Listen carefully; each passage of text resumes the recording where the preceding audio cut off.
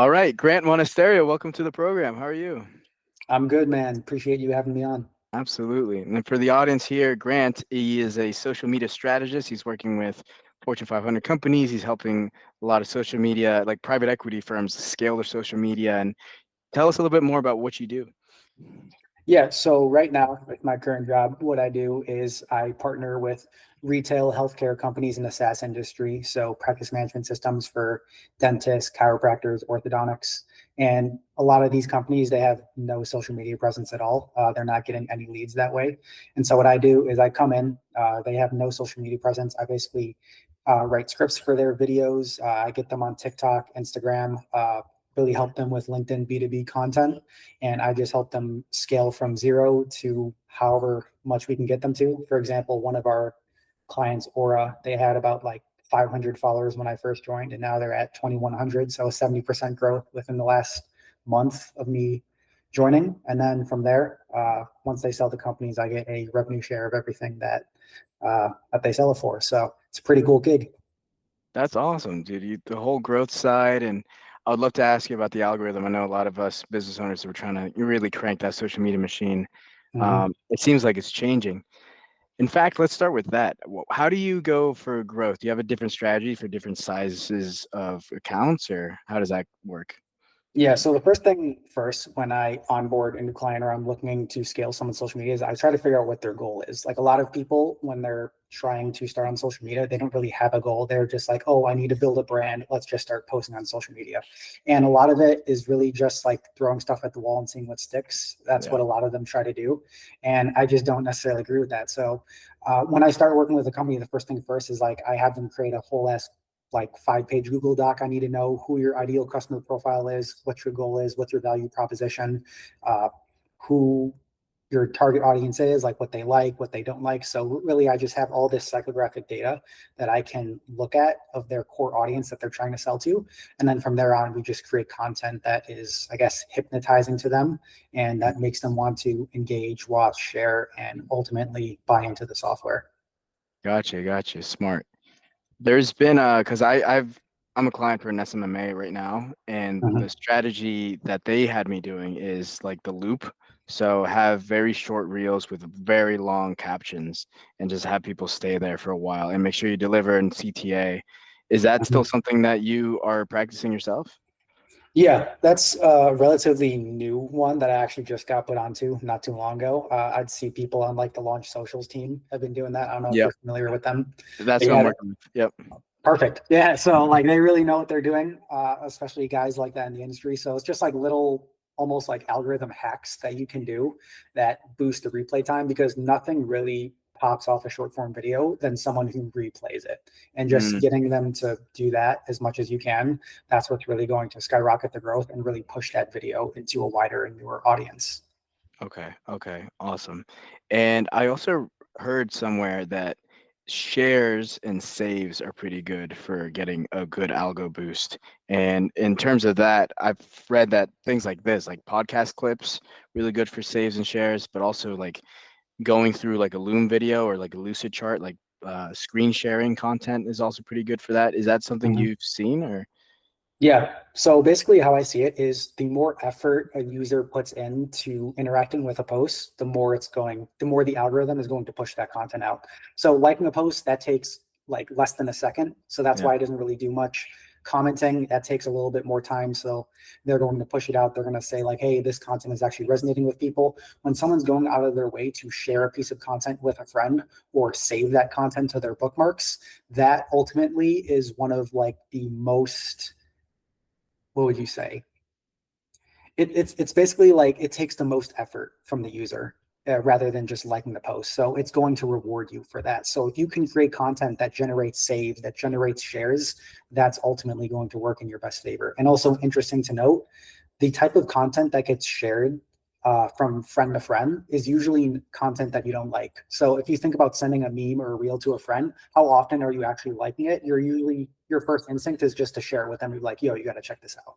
Exactly. That's so true. Yeah, you see that ratio. It's like, oh, this has 10,000 shares, but it's only a few likes. It's because it's a little racy, a little Yeah. controversial. Yeah, that's so Hmm. true. So That's like the growth side, and I know too that you're working on a bunch of different things in the background as well. I think you're also Yeah. doing AI automation like I am, right? Yeah, that's right. So How's that it's going? definitely the future. And how that's going, I mean, it's very interesting how it came to be. So in the beginning of the year, I was trying all different business models like an agency, SMMA. I was doing everything and nothing was really hitting.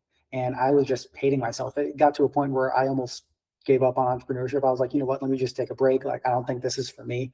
And at the time, I was already making custom GPTs to help with my work. So before I joined my current job, I was working another job similar in the SaaS industry for big tech, retail, and pharmaceutical companies. And a lot of that stuff was mundane work that was just very simple to do. So I had created a custom GPT that was allowing me to work 1 hour a day. So I would clock in at 9 a.m. I would be able to funnel everything into the GPT to write all my post copy, to write all my analytics reports, and I'd be done by about 10:05 a.m. It was fucking nuts. And so Brilliant. yeah, yeah, it was crazy, and I absolutely loved every second of it. I was bragging on my Instagram stories, and I was like, "Oh yeah, working 1 hour a day. Time to hit the pool on a random fucking Tuesday." Let's go, bro. Working smart, working smart. The custom GPTs changed everything. It was earlier last year, I hmm remember. So, you have now the skill of creating these custom GPTs, and if I understand correctly, you're helping other nine to fivers also automate their workflows. Yeah. So how it started was I kind of got off topic there, but like I was just trying to figure out what business model to start. Like I was about to give up on entrepreneurship, and I had been telling some of my colleagues about the custom GPTs I've been making that's been saving me all these hours per week. And right as I was about to give up, I get a message from them saying like, "Hey, I've been using your custom GPT. It's been working really well. Is there something that you can make for my job that would make my job a lot easier?" And the first thing that came to my head was like, "Fuck off! I don't want to do this. Like this is stupid." But at some point I was like, you know what? What's the worst that can happen? I was bored. I had nothing to do. So I ended up creating that custom GPT for him. It took about like a week to fine tune everything to make sure it didn't hallucinate, to make sure it was getting the exact responses. And I was also teaching him how to engineer prompts correctly to get the best results out of the large language model.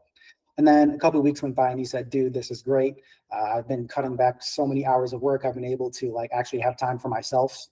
And little did I know that he was actually sending that to other people and like referring me. And so I had like all these other people who started asking me if I could make custom GPTs for their job, whether it was just simple social media work or if they were an SDR, they wanted help with like script writing and things like that and follow up emails. So from there on, it was just like, okay, I have the skill of creating GPTs for specific use cases. I can just charge a setup fee to do this, and maybe I should just try and run with that. And so that's how it came to be.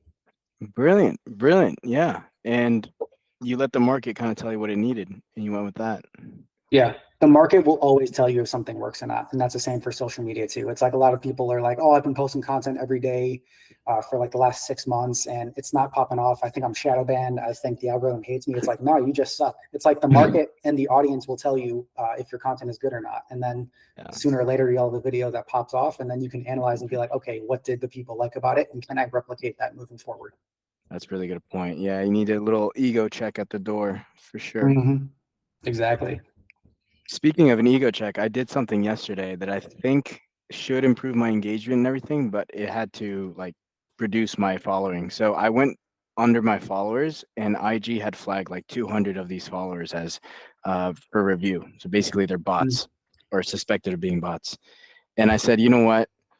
I might lose 200 followers, but if I get actual human eyeballs on my content now and they can engage, because IG, from what I understand, they show a small group of people of your followers, and then if they like it or engage with it, they show a little bit more and then a little bit more. But if it's falling on deaf ears or on like bot ears, then that's no good. So I just decided to, you know what? And it's a pretty big chunk, 200 followers out of like 3,000 followers. I'm now back under. I'm like 2,800 now, but I think it was worth it. I'm not sure if bots you know more about this than I do, but bots definitely hurt engagement, I imagine. Yeah, so that rule you're talking about is that when you post a piece of content, especially on Instagram, they'll show it to about 10 to 20% of your audience. And then based on how they react, it will push it out to more people if they're interacting with it. And I think another thing that people don't really pick up on is the 20-minute rule, is what I have come to know about. So when you make a post on most platforms nowadays, they're everything is roughly the same algorithm. The amount of engagement it gets in that first 20 minutes is the most important. That's why people were using engagement groups back in the day and like having people like and comment as soon as they post, because if you're able to get a good amount of people to interact with your post in the first 20 minutes, that's going to let the algorithm know it's like, okay, people are resonating with this. Let's push it out even more. Okay. Okay. That's good. And it can it tell if you're farming engagement if you say things like comment X or share with a friend, or do they not care about that?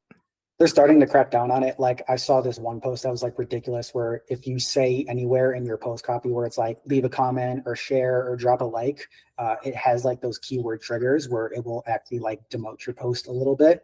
I don't know why they would do that. So people have literally been using just synonyms for like share or comment and like. But Yeah. yeah, unfortunately, that's what the platform's doing as of lately. I don't know if they're going to keep that, but as of right now, as of today's date, that's what they're pushing for. Okay. Yeah, that's not good at all. Particularly for like people like me who use ManyChat, for those keywords to Mhm. like trigger automations for like sending free stuff to people who comment. Yeah, I know Instagram has a deal with ManyChat, so I think for doing automations like that, because they're partnered with them and they allow the API to work with it, you should be okay. But it is something to keep aware of if you're starting to notice like a drop. Gotcha, gotcha. Cool. Well, that's awesome that you're also in the AI automation space. But there was something that really like started this. I wanted to get you on the call because you Mhm. had done something that we had talked about that is seems to be like a limiting belief a lot of people who have a 9 to 5 tend to have, which is the perceived difficulty of negotiating for remote work. And you had recently done so, so I would love to get your backstory on that. Yeah. So when I was going through the interviews of the job that I have now, it was clarified to me that this was going to be a remote role. And so that's why I went through all the interview process and everything. And when it came to the offer stage, that's when the HR person told me, oh, by the way, this is going to be a hybrid role, 3 days a week in the office. Are you okay with that? And at first I was taken aback. I was like, oh, I just got lied to. like I was Yeah. told this was remote and then they're just going to switch up on me. And I've always worked remote. I've never worked a job where I've had to be in an office, and I damn well am not going to start now or ever. So quickly, I just asked questions. I was like, "Oh, is there a new like return to office policy? Like, what is this?" Like, I was told before I started interviewing that this was going to be a remote position, and they said, "Oh, yeah, well, because you're within a certain distance to the office, we would like it if you could commute, 3 days out of the week." And so basically, I had just finished reading like some negotiation books, like Never Split the Difference by Chris Voss and The 4 Hour Work Week by Tim Ferriss. And I remember like hearing those voices in my head. So I was like, okay, let me try this. So basically, what I said was that, look, I get that you want me in the office. I know you want to like return to the office because you have this fucking corporate lease on the building that you guys got to make use of. But I basically just needed them to feel heard because the last thing someone wants is like, oh, you're like pushing back, you're not listening to me. So in any sales and any negotiation, the first thing you say is like, I completely understand where you're coming from, or along the lines of that. So that way it just kind of uh, it gets rid of those boundaries. They're not like as coming off as abrasive, like everyone's starting to calm down because it makes it feel like that you're listening to them, which I was. And so I just came in and offered solutions to all of their problems. They said, "Oh, we want to make sure that your work isn't slipping. We want to make sure that your all your deliverables are being met on time and things like that." And so I said, "Okay, let me propose a solution. How about for the first 3 months, I'm going to work remote, and I know you want to keep tabs on me. So how about we have regular check-ins every week with my manager, so that way they know what deadlines I'm supposed to hit. They know what tasks I'm working on, and every day I will be more over communicative than less communication. Because if there's one thing these like corporate higher ups love, they love like the whole micromanaging over communication style. It's like they want to know what you're doing at all times. So I said, okay, I will give you that. And they were also using a project management tool called Asana, where you could see everything that they were working on. So I said, yep, I will update that as often as I can. You'll literally know what I'm doing like every day, every hour of every day. You'll know like what projects I'm working on and all of that stuff. And I was pretty confident in my social media abilities at the time because I was working with like some of the biggest tech brands and some of the biggest retail brands in the world. So I was like, okay, if I was able to get results for them, I know I can get results for these companies who haven't posted in like a year on social media. It'll be a breeze. So I said, look, if I can deliver like 30% increase in followers and results in these engagement metrics that you are looking for, then we can negotiate me being remote full time instead of this hybrid role. And after some back and forth, they reluctantly agreed. They said, okay, we can try it out for a month. And for me, that was a huge win because I was like, I can't believe this worked. Like I just negotiated this. I was like, I never negotiated anything like that big prior. So I couldn't believe it. And because I knew what I was doing, and once we set those parameters and those daily check-ins, and being a kind person, being a charismatic person to my manager and all the people that I was working with, uh, when it came time to review after that first month, they were like, oh yeah, Grant's great to work with. Like, we really enjoy working with him. And within that first month, instead of just increasing followers from all the brands by 30% over the first 3 months, I increased it by 50% in less than a month within my first time, or Let's within my go. first month. Yeah. And so from there on, they were like, okay, we see what you're doing. We know that you're the right person for the job. And so we rewrote my offer letter and my contract to say that I am fully remote. Dude, let's go. What a story, bro. That's the way. Thank you, man. Appreciate that. Yeah, man. In consulting, we have a term, a phrase that's like under promise and over deliver, right? Hmm. And you did just that. Like 30% in growth. That's the things I'm talking about too. Is like give incentives for them. Like that's a win-win, right? Don't Hmm. a lot of people when I talk to people about this negotiation thing, they're like, "Oh, it's about my work-life balance." Okay, true, but don't lead with that. They don't care about Yeah. that. Yeah. Yeah. Dude, I love your story, bro. That's great. Exactly. And you're absolutely right. They want to know what's in it for them. They could give a shit less about your work-life balance, or that you need to be home to take care of your kid, or that you want to play video games when you get home from work. It's like they want to know that you're going to do what they're paying you that salary to do. And they just need to be reinforced that they hired the best person for the job, because as you know, HR is like, they usually get a kickback and they want to look good to their boss that they hired the right person for their job. So me doing this, I'm making everyone look good. I'm making my manager look good, my department, the person that hired me, the HR person. It's like they're all saying like, oh, we did a great job of hiring Grant. If he just wants to work remote, just let him be. It's like we know that we can get in contact with him whenever we need to. It's like he's going to be pleasant to work with. Like, he's always going to attend meetings and do his deadlines on time. Like, he's fine. 100%. And I like the way you did the trial run too, because for them, and let's be frank, they're human. Like they don't really know you. But Mm-hmm. after like the month time period, you're no longer a question mark. Like you proved yourself. Yeah, exactly. And the trial run works great too, because for them, it doesn't seem permanent at first. In your head, you're not fucking coming into the office. But to them, it's like, okay, let's just give them a little slack. Let's have them try it. We want to show that we're, friendly, and that we made the right choice. Because at the end of the day, it's like you're also interviewing them. It's like, if you're a top talent, it's like you have plenty of other companies to go to, or a business that you could start on your own. Yeah. And I would like to break down the strategy you did too, if you don't mind, Mm-hmm. because what Yeah. you did was brilliant. Did Mm-hmm. you know that 3 months was too much, knowing that they would chip at, they would still counter and argue, right? Like you don't actually go in with like your full deck, like have a little like built-in leverage in there. But Mm-hmm. did you know 3 months was like too much, or like how'd you come up with 3 months? Yeah, I thought 3 months was going to be a little too much, because 3 months is usually the probationary period for starting a new job. So I said 3 months, knowing that they were probably going to come back with like a month and a half or a month. But in my head, because I had seen the scope of work that I was going to be doing, and I knew that I was capable of doing it, I knew that I could get the results that I need to get within that first month anyway. Smart, very smart, nice. And then that's the follow-up question. So the results side, that 30% growth, that's something that you undershot, knowing that it's usually you usually can hit more than that, or how'd you go about that 30% number? Yeah, so I took a look at benchmarks for the retail SaaS healthcare industry on social media to see like what the average growth was, and I saw engagement rate was like 1.5% for each post, and I was like, dude, that's fucking nothing. Like I can literally do anything and it'll get more. And sure enough, I made a shitty post the other day. Like, I'm not proud of it, but I got like 6% engagement. It's already 6x what the average is, and so I knew that they told me in the interview they had no idea what to do on social media. Like, they were trusting me completely. And Hmm, so I said, like, if you just trust me completely, I have the strategies that is going to skyrocket your brand and make it more appealing. And lo and behold, it has. boom. Nice, nice. And so, okay. This is great. So, how did you propose this? This was all verbally, or did you create some kind of document that said, "Hey, let's do this. This is what the cadence is going to be for my check-ins." Like, did you have it in an email, or what did it look like?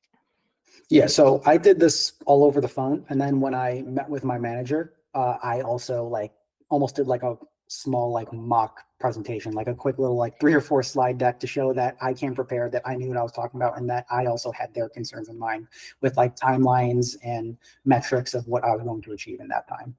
Okay, bro. Yeah, slide deck is brilliant, actually. Yeah, Yeah, that's great. So, in your world, in your space, you probably know other 9 to 5 people who would yeah. love to go remote. Have you ever talked to them about it, or what is the common like theme you see there with the 9 to 5 people?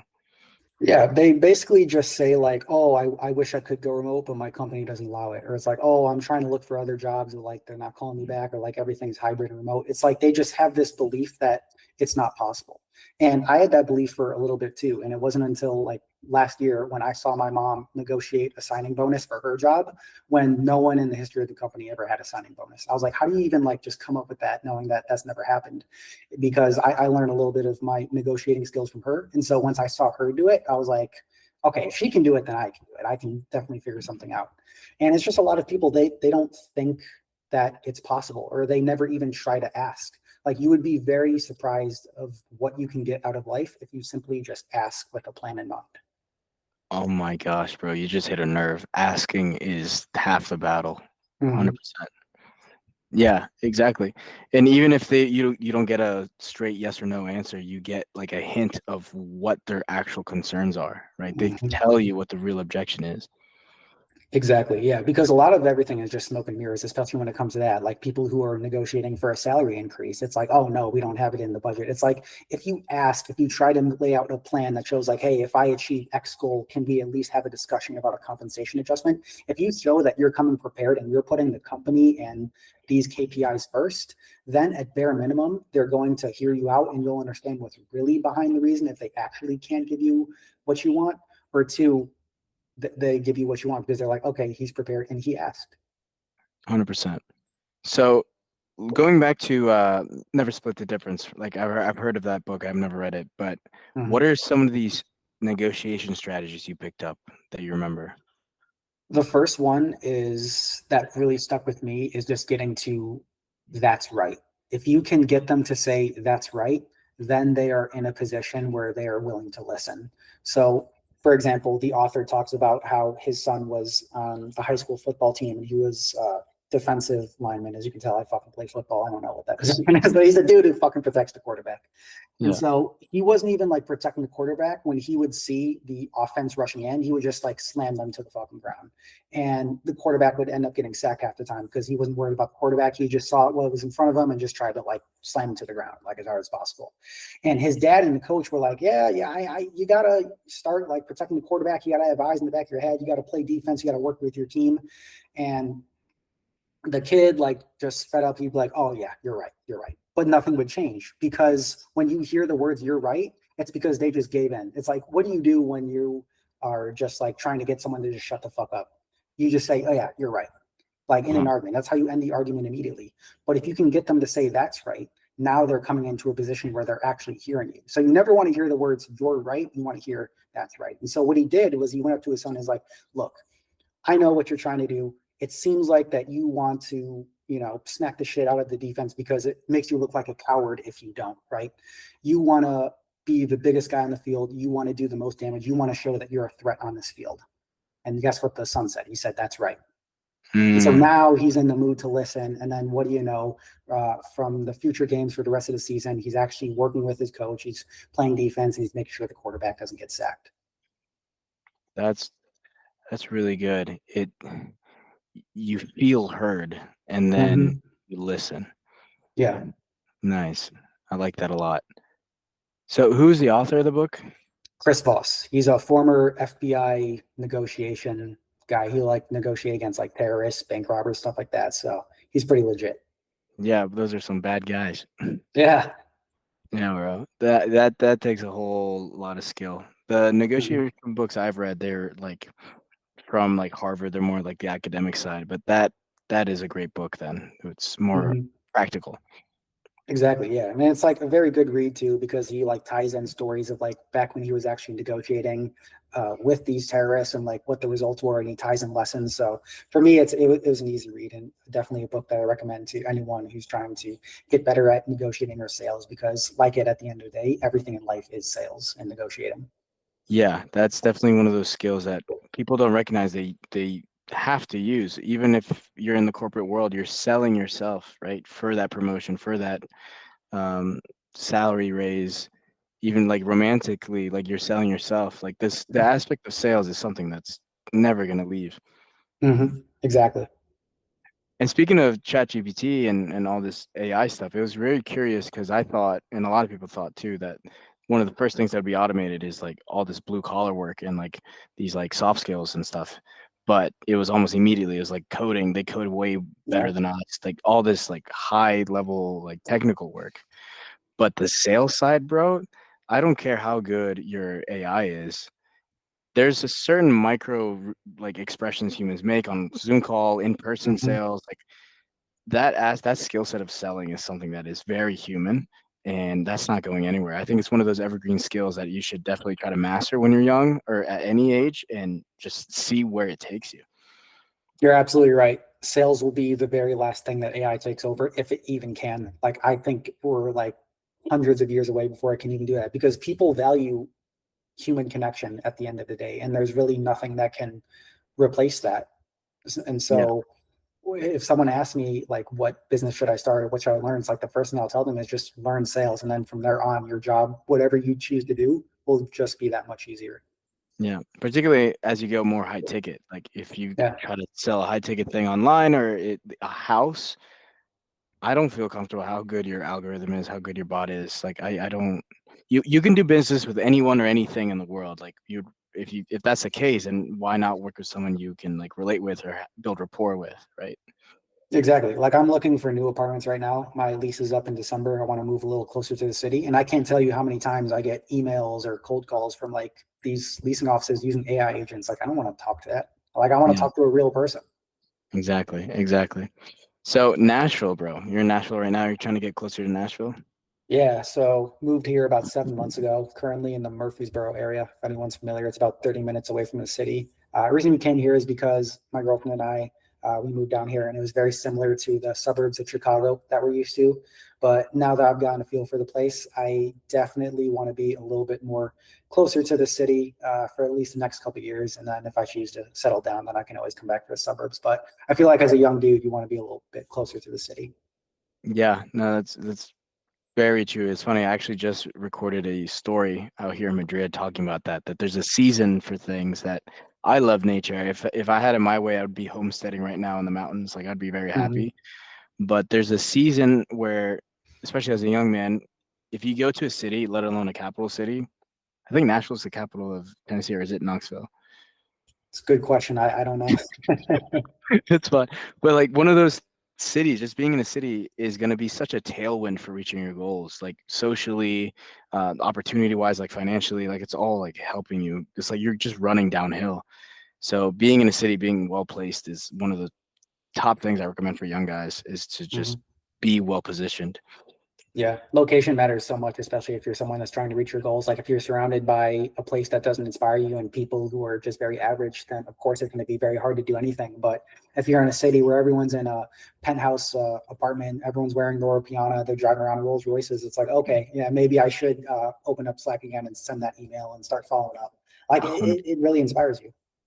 Yeah, yeah, exactly. Like you hear the stripe go cha-ching every now and then, just Yeah. on the lunch table. Yeah, it's so cool because it's funny in Spain, and I might get some flack for saying this, but they're generally like the culture is pretty. If you stick out like a nail, like if you like try to stand out, you get like hammered back down, right? Mm, Like people yeah. with entrepreneurship in particular, not just from a state level, they'll try to tax you, but like socially, they're like, oh, like why are you working so hard? Why are you doing that? But that said, this city, Madrid, I have met some of the most ambitious people. It like attracts people, and I feel like every city has a type of personality that attracts a certain type of person. I'm not gonna shit on Barcelona too much. I think they've done it themselves, but it's way too like bohemian and like it's more like the LA of Spain, and like Madrid is more like the New York of Spain. And so Mhm. I totally agree with you. Like go find one of these like top cities and then like plug yourself into like existing networks. I mean, you and I were in Tribe, and that's like one of the things Arlen talks about a lot. Is like rather than starting your social circle from zero, like find the existing social circles that are in these hubs and just plug yourself in. Exactly. I can't tell you how many hotel lobbies I've just gone to in cities that I've never been in just because I know the type of person that I want to meet and connect with. I know they're going to be staying at those hotels. Like I go to restaurants where I know they're going to be, and it just makes it so much easier. And especially with social media, it's like you can literally search the location you're in, search those top spots. It'll show you all the people who post when they're there, and then just sending them a DM saying like, "Hey, I'm going to be in town. Let's link up." Like it's that simple. That's a brilliant idea. I haven't done that, but that's a brilliant idea. Dude, Yeah, it's a goaded move. You should try it. yeah, absolutely.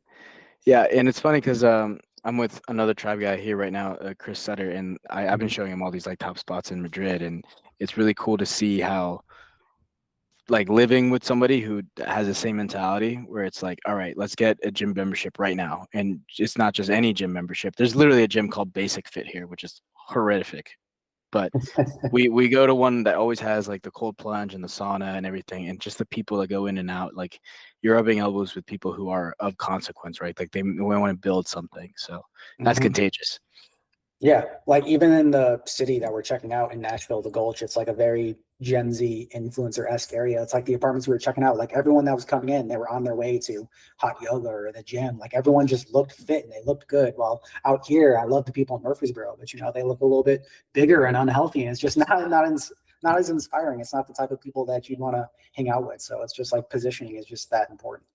100% positioning and just like your visual inputs, they beget like aesthetics, like that begets performance. Like if you see that as like the norm, like that, you're gonna want to match that at some level. Exactly. Yeah, 100%. Awesome, Grant. Well, I really just was really excited about that story and how you Hmm. managed to negotiate that. And like I have an offer that helps people do exactly that. And Hmm. I just love hearing these stories. I actually had a call earlier today, and one of the guys on the call, shout out Michael, told me he took one of the frameworks, like, because this is all free, all my information's free. He had Hmm. taken something I had done and said in March, and he negotiated for remote from China, and he's here in Madrid right now. So Wow, that's it's it, incredible. it's awesome, bro. Like it's such a limiting belief that you can't take your job remote. All you have to do is ask. Most of the time, Hmm. it's just a few of these accountability reports, some extra call in the week or something silly like that, and then you have your time back. Yeah, it's amazing. It's just like a little bit more work up front to just have your freedom. Like a lot of people, they don't really register it that it's like, oh, I gotta like do all this extra stuff. It's like, how much is your freedom worth to you? An extra couple emails, an extra meeting per Yeah, week? Like, 100%, bro. Exactly, exactly. Well, how can people find you if they have any questions, if they want to work with you, if they want a custom GPT? Like, how can they reach out to you? yeah. So my Instagram is at Grant Monasterio, just one word. Sure you can find it. Send me a DM. Would love to chat if you ever need a custom GPT. I'm here. If you ever just want to talk about AI or how I can help you in your business and grow social media, I'm here as well. So at Grant Monasterio on Instagram. Tremendous, awesome, Grant. Appreciate you again, and I'll try to meet you in Broadway out there in Nashville. It's a fun city. Sounds good. Looking forward to having you. All Awesome, brother. Thank you. right. Thanks.